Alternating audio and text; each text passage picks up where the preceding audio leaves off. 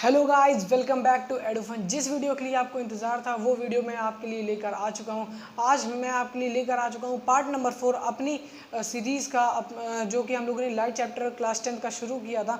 तो उसमें ये पार्ट नंबर 4 है।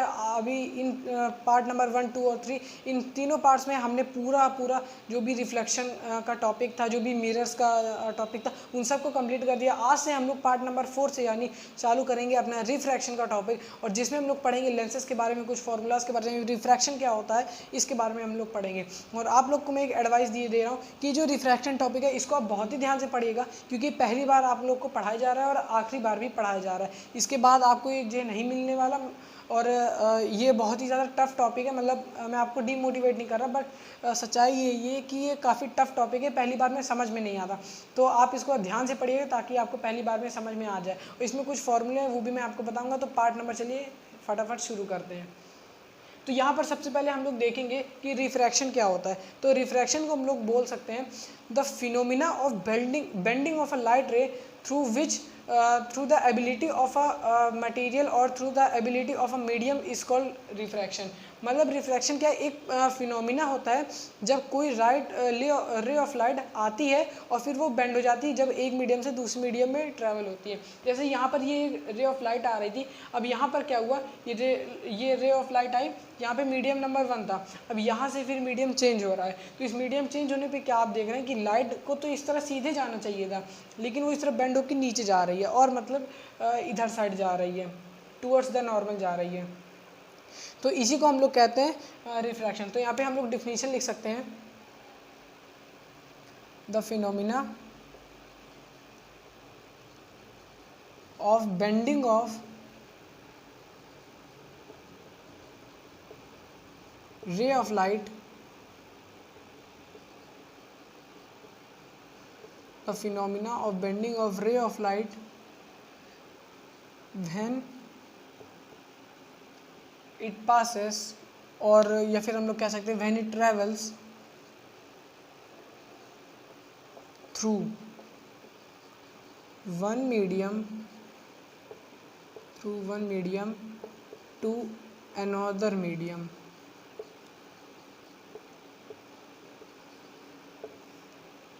तो ये हो गई हमारी रिफ्रैक्शन की definition, the phenomena of bending of ray of light when it travels through one medium to another medium. तो इसका मतलब ये है कि किसी भी रे ऑफ लाइट का बेंड होना जब वो किसी एक मीडियम से दूसरे मीडियम में जाती है। तो सपोज हम लोग इसी एग्जांपल्स के थ्रू सारी चीज़ें समझते हैं जो भी हम लोग को रिफ्रैक्शन में पढ़ना है। तो सबसे पहले यहाँ पर देखिए, ये रे ऑफ लाइट आ रही है, इसमें ये एरो इस वजह से बना है कि ये रे ऑफ लाइट ऐसे आ रही थी, अब वो ऐसे जा रही है।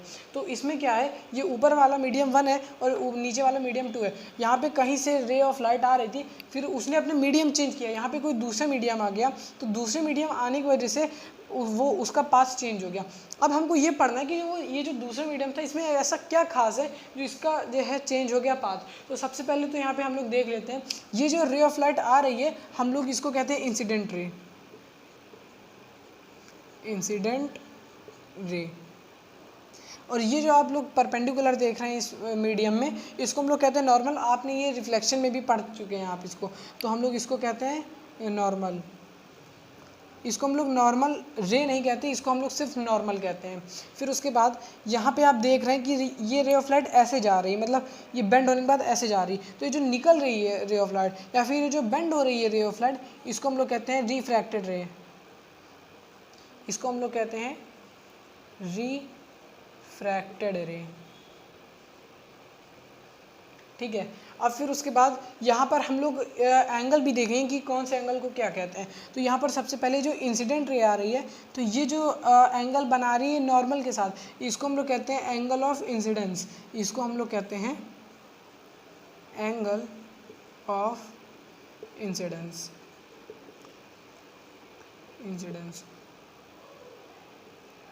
और ये जो हम लोग का एंगल है, ये जहाँ से रे ऑफ लाइट निकल रही है, हम लोग इसको कहते हैं एंगल ऑफ रिफ्रैक्शन।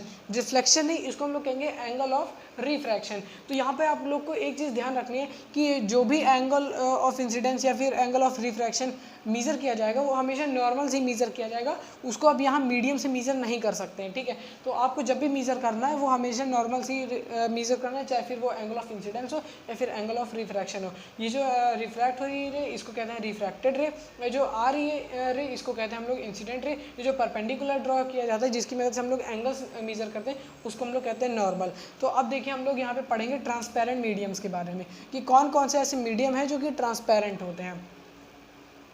तो ट्रांसपेरेंट मीडियम्स, ट्रांसपेरेंट मीडियम्स में बहुत सारे एग्जांपल्स हैं, जैसे कि सबसे पहले तो अभी जैसे आप देख रहे हैं जो कैमरे और इस बोर्ड के बीच की जो डिस्टेंस है वहाँ पे एयर फिल हुई है, लेकिन फिर भी ये सारी रे ऑफ लाइट इस कैमरे में रिकॉर्ड हो पा रही हैं। इसका मतलब ये जो एयर है ये भी ट्रांसपेरेंट है। तो सबसे पहले हम लोग एग्जाम्पल एयर का लेंगे। फिर दूसरी बात, आप हमेशा देखते हैं वाटर को, वाटर भी तो एक ट्रांसपेरेंट होता है। बहुत सारे लोग हमेशा वाटर का कलर ब्लू बनाते हैं जबकि वाटर का कोई कलर नहीं होता, वो पूरी तरह से ट्रांसपेरेंट होता है, वो कलरलेस होता है। तो वाटर हो जाएगा यहाँ पे, ठीक है। केरोसिन ऑयल भी हो सकता है, केरोसिन ऑयल। और फिर क्या हो सकता है, और ग्लास रॉड हो सकता है, ग्लास रॉड नहीं या फिर आप ग्लास लिख सकते हैं, ग्लास या ग्लास स्लैब भी हो सकता है, ठीक है। और क्या हो सकता है, और डायमंड हो सकता है। और सबसे इम्पॉर्टेंट चीज़ जिसमें आपका ध्यान भी नहीं जाएगा वो है वैक्यूम।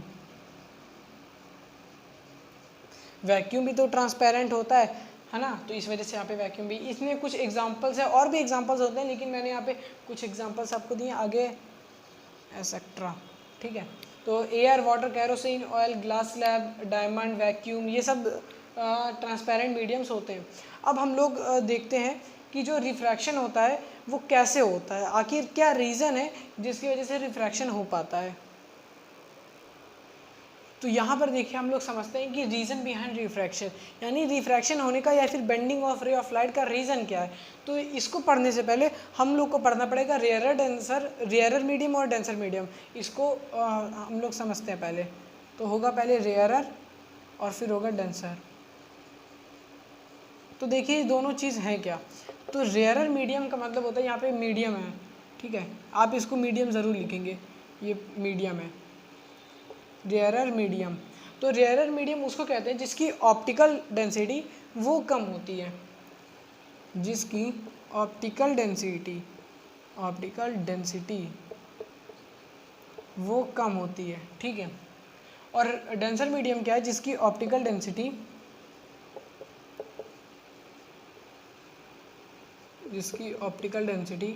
ज़्यादा होती है, ठीक है। यही मेन डिफरेंस है। अब हम लोग देखते हैं कि भाई ये ऑप्टिकल डेंसिटी, चलो पता चल गया कि हाँ रेयर में कम होती है, डेंसर में ज़्यादा होती है, लेकिन ऑप्टिकल डेंसिटी क्या होती है, हमको ये भी तो पढ़ना है कि ऑप्टिकल डेंसिटी क्या होती है। तो ऑप्टिकल डेंसिटी को आप ये कह सकते हैं the ability of a material और the capacity of a material और the medium to bend the ray of light. यानी ऑप्टिकल डेंसिटी ये एक ऐसी एबिलिटी होती है या फिर एक ऐसी कैपेसिटी होती है किसी मीडियम की, किसी ऑब्जेक्ट की, कि वो रे ऑफ लाइट को कितना ज़्यादा बेंड कर सकता है, ये होती है ऑप्टिकल डेंसिटी, ठीक है। तो हम लोगों ने ऑप्टिकल डेंसिटी समझ लिया। अब यहाँ पे आपको एक एग्जांपल देता हूँ। जैसे समझिए आपको कहीं जाना है, ठीक है, और रोड एकदम सुनसान है, एकदम खाली रोड है, तो आप क्या करें, एकदम स्पीड में भगा लेंगे कार को, ठीक है, आप जल्दी पहुँच जाएंगे। अब वहीं अगर रोड में काफ़ी ज़्यादा ट्रैफिक है तो ज़्यादा ट्रैफिक होने से क्या होगा, जो आपकी कार होगी वो स्लो चलेगी, वो मुड़ेगी, थोड़ा बहुत इधर उधर होगी, उसकी स्पीड स्लो हो जाएगी, तो आपको ज़्यादा टाइम लगेगा। तो वही चीज़ यहाँ पर भी है। रेयरर मीडियम में हम लोग देख रहे हैं कि जो ऑप्टिकल डेंसिटी है वो क्या है, वो बहुत कम है। तो इसका मतलब कि जो लाइट की स्पीड होगी,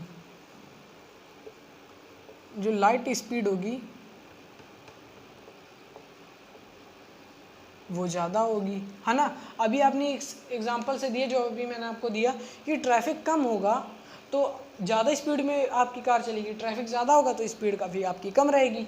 तो उसी तरह यहाँ पर भी होता है, ऑप्टिकल डेंसिटी अगर कम है तो इसका मतलब जो स्पीड है रे ऑफ लाइट की वो ज़्यादा है, यानी ऑप्टिकल डेंसिटी अगर कम तो स्पीड ज़्यादा, अगर ऑप्टिकल डेंसिटी ज़्यादा तो स्पीड कम। तो वही चीज़ यहाँ पर भी आ जाएगी, ऑप्टिकल डेंसिटी ज़्यादा तो स्पीड कम, लाइट स्पीड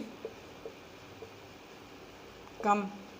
ठीक है, अब यहाँ पर एक बात और, अब हमको पता है कि ऑप्टिकल डेंसिटी अगर ज़्यादा होगी तो रिफ्रैक्टिव इंडेक्स भी तो ज़्यादा होगा, यानी जो रिफ्रैक्शन होगा वो भी तो ज़्यादा होगा। जैसे यहाँ पे अभी आपने एक एग्जांपल देखा था, ये मीडियम 1 था और ये मीडियम 2 था। तो जब कोई रे ऑफ लाइट ऐसे आ रही थी तो उसके बाद इसको ऐसे जाना चाहिए था और ये था नॉर्मल, लेकिन ये ऐसे नहीं गई, ये ऐसे गई। तो हमने क्या देखा कि ये जो रे ऑफ लाइट आ रही है, अगर इसमें ऑप्टिकल डेंसिटी इस मीडियम 2 की कम है तो ये इतना ही रिफ्रैक्ट होगा, अगर इसकी ऑप्टिकल डेंसिटी ज़्यादा है तो ऐसे होगा, अगर और भी ज़्यादा है तो ऐसे होगा। ठीक है, तो मतलब हमको क्या पता चल रहा है कि अगर ऑप्टिकल डेंसिटी ज़्यादा है तो जो रिफ्रैक्टिव इंडेक्स होगा, रिफ्रैक्टिव इंडेक्स वो भी तो ज़्यादा होगा। ठीक है, और अगर ऑप्टिकल डेंसिटी कम है तो रिफ्रैक्टिव इंडेक्स वो भी कम होगा। तो हमको इतनी बात पता चल गई कि जो रेयरर मीडियम होता है उसमें ऑप्टिकल डेंसिटी कम होती है, तो इसका मतलब रे ऑफ लाइट की स्पीड भी ज़्यादा होगी, इसका मतलब रिफ्रैक्टिव इंडेक्स कम होगा। अब डेंसर में क्या है, अगर ऑप्टिकल डेंसिटी ज़्यादा है तो इस लाइट की स्पीड वो कम होगी और रिफ्रैक्टिव इंडेक्स ज़्यादा होगा। इतनी बात हमको क्लियर हो गई। और यहाँ पर एक चीज़ और है कि ऑप्टिकल डेंसिटी कम है, इसका मतलब लाइट की स्पीड ज़्यादा है और इसका मतलब रिफ्रैक्टिव इंडेक्स कम है। तो अब अगर आप इस फिगर को देखें तो अगर ऑप्टिकल डेंसिटी कम है तो जो एंगल ऑफ रिफ्रैक्शन होगा वो क्या होगा, यहाँ पर आपको एक एग्जांपल से मैं समझाता हूँ। ठीक है, तो यहाँ पर ये एक रे ऑफ लाइट आई, फिर उसके बाद यहाँ पर क्या हुआ, यहाँ पे सपोज ऑप्टिकल डेंसिटी यहाँ की कम है तो ये यहाँ पे कुछ इस तरह से बेंड हो जाएगी। ठीक है, तो इसमें हम लोग क्या देख रहे हैं कि ये एंगल ऑफ इंसिडेंस है और ये एंगल ऑफ रिफ्रैक्शन है। तो इसका मतलब कि अगर ऑप्टिकल डेंसिटी कम होगी तो यहाँ पे जो रिफ्रैक्टिव इंडेक्स होगा वो भी कम होगा, यानी ऑप्टिकल डेंसिटी कम तो जो बेंडिंग होगी वो भी कम होगी। अब कम बेंडिंग होने की वजह से जो एंगल ऑफ रिफ्रैक्शन है वो ज़्यादा है। यहाँ पे अगर आप दूसरा एग्जांपल यहीं पर देखेंगे, सपोज ये एक मीडियम 1 है और ये मीडियम 2 है, यहाँ से एक रे ऑफ लाइट आई इस तरह से, ये नॉर्मल है, इसको ऐसे जाना चाहिए था, लेकिन अब हमने यहाँ पे क्या देखा, यहाँ पे जो ऑप्टिकल डेंसिटी है, यहाँ पे जो डेंसिटी है वो कम है। ठीक है, और यहाँ पर क्या है, यहाँ पे डेंसिटी वो ज़्यादा है, बहुत ज़्यादा है। तो यहाँ पे क्या होगा, ज़्यादा डेंसिटी होने की वजह से ज़्यादा रिफ्रैक्टिव इंडेक्स होगा। अब यहाँ के आप एंगल ऑफ आर को देखिए और यहाँ के एंगल आर को देखिए। ठीक है, आपको कुछ समझ में आ रहा है कि यहाँ का जो एंगल ऑफ रिफ्रैक्शन है वो काफ़ी ज़्यादा है, यहाँ का एंगल ऑफ रिफ्रैक्शन काफ़ी कम है। तो इससे हमको ये पता चला कि ऑप्टिकल डेंसिटी अगर कम होती है तो जो एंगल ऑफ रिफ्रैक्शन होता है, यानी एंगल ऑफ रिफ्रैक्शन वो क्या होता है, वो ज़्यादा होता है। इससे हमको ये पता चल गया कि लाइट की स्पीड ज़्यादा तो एंगल ऑफ रिफ्रैक्शन भी ज़्यादा, और अगर लाइट की स्पीड कम तो जो एंगल ऑफ रिफ्रैक्शन है वो भी कम। हमको इससे ये चीज़ पता चल गई।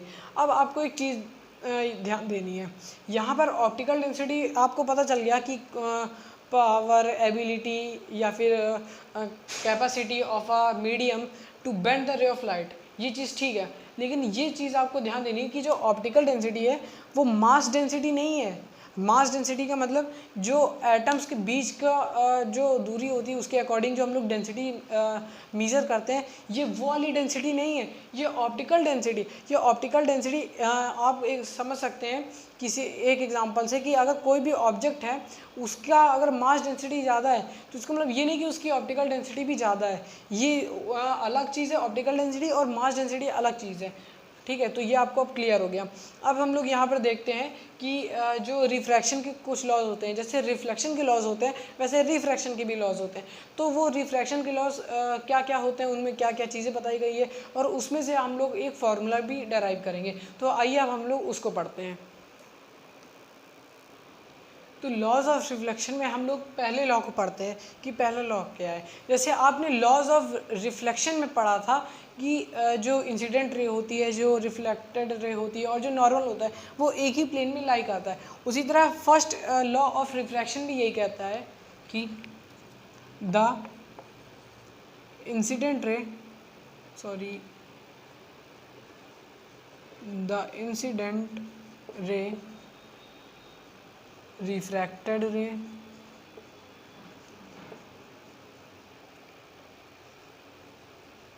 एंड, तो क्या हो गया, incident ray, refracted ray and normal all lie on the same plane. तो ये हो गया हमारा फर्स्ट लॉ। ये फर्स्ट लॉ क्या कहता है कि कोई भी जो इंसिडेंट रे होती है या फिर जो रिफ्रैक्टेड रे होती है या फिर जो नॉर्मल होता है वो एक ही प्लेन में लाई करता है। जैसे आप इस फिगर में देख सकते हैं, इस डायग्राम में यहाँ पर क्या हो रहा है, ये इंसिडेंट रे है, ठीक है, ये नॉर्मल है, ये परपेंडिकुलर नॉर्मल है, फिर उसके बाद ये रिफ्रैक्टेड रे है। आपने क्या देखा, ये एक ही प्लेन में तो लाई कर रहे हैं। यहाँ पर आप ध्यान से देखिए, एक ही प्लेन तो है जहाँ पर ये इंसिडेंट रे, रिफ्रैक्टेड रे और नॉर्मल हो रहे हैं। तो ठीक है, तो ये फर्स्ट लॉ है। अब ये फर्स्ट लॉ आपने रिफ्लेक्शन में पढ़ा, लेकिन इसका जो सेकंड लॉ है वो एंगल, वो लॉ और रिफ्लेक्शन से थोड़ा अलग है, थोड़ा क्या, एकदम पूरी तरह से ही अलग है। तो यहाँ पे देखिए हम लोग सेकंड लॉ क्या होता है। अब आपको यहाँ पे एक बात ध्यान देनी है, जो सेकंड लॉ होता है उसको हम लोग स्नेल्स लॉ भी बोलते हैं, स्नेल्स लॉ। तो ये हमारा सेकेंड लॉ जिसको हम लोग स्नेल्स लॉ भी कहते हैं, उसमें ये बताया गया है कि द रेशियो ऑफ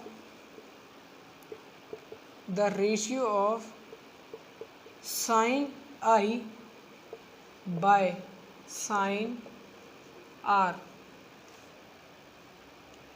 तो इसमें क्या कहते हैं, the ratio of sine i by sine r in a particular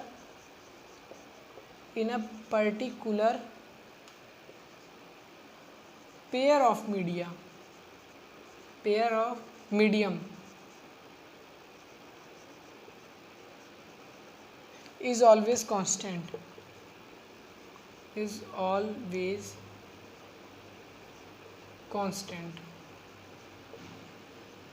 तो देखिए यहाँ पर क्या बताया गया है, the ratio of sine i by sine r in a particular pair of media is always constant.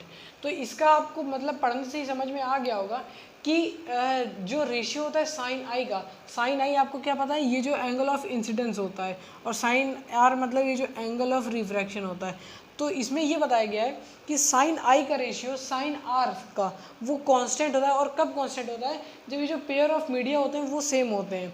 मतलब कि अगर ऊपर वाला एयर है तो नीचे वाला ग्लास है, मतलब ऊपर वाला एयर और नीचे वाला ग्लास है, तो इनका जो रिफ्रैक्टिव इंडेक्स होगा वो अलग होगा, ठीक है, मतलब इनका रिफ्रैक्टिव इंडेक्स हमेशा सेम होगा। लेकिन अगर आप मीडियम के पेयर को चेंज कर देते हैं, यानी अगर यहाँ पे एयर है, आपने यहाँ पे वाटर ले लिया, तो फिर उसका रिफ्रैक्टिव इंडेक्स या फिर उसका जो कांस्टेंट आएगा वो अलग होगा। इसी तरह पेयर ऑफ मीडिया सेम होना बहुत ज़रूरी है। अब यहाँ पे एक चीज़ और होती है, वेवलेंथ का सेम होना, यानी कलर का भी सेम होना। तो यहाँ पे क्या हो जाएगा, the ratio of sine i by sine r in a particular pair of media in और विथ कांस्टेंट वेवलेंथ, ठीक है, हम लोग ये भी लिख सकते हैं, विद कांस्टेंट वेवलेंथ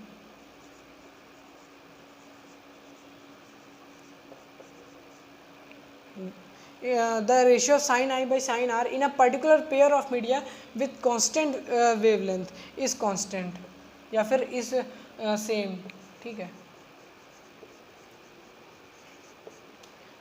तो यहाँ पर अब हम लोग के दिमाग में ये एक क्वेश्चन आना चाहिए कि चलो यहाँ पे ठीक है मीडियम का तो मान लिया, लेकिन यहाँ पे वेवलेंथ का क्या रोल है। तो यहाँ पर आप ध्यान से देखिए, ये जो डायग्राम है, अब आपको ये चीज़ पता होगी कि जो वेवलेंथ होती है वो अलग अलग, वो कलर के अकॉर्डिंग चलती है। यानी अगर वो रेड कलर होगा तो उसकी वेवलेंथ ज़्यादा होगी, ब्लू कलर होगा तो उसकी वेवलेंथ कम होगी, अगर ग्रीन कलर होगा तो उसकी वेवलेंथ ब्लू से हल्की ज़्यादा होगी लेकिन रेड से कम होगी, येलो कलर की रे ऑफ लाइट होगी तो फिर उसकी वेवलेंथ ग्रीन से ज़्यादा होगी लेकिन रेड से कम होगी।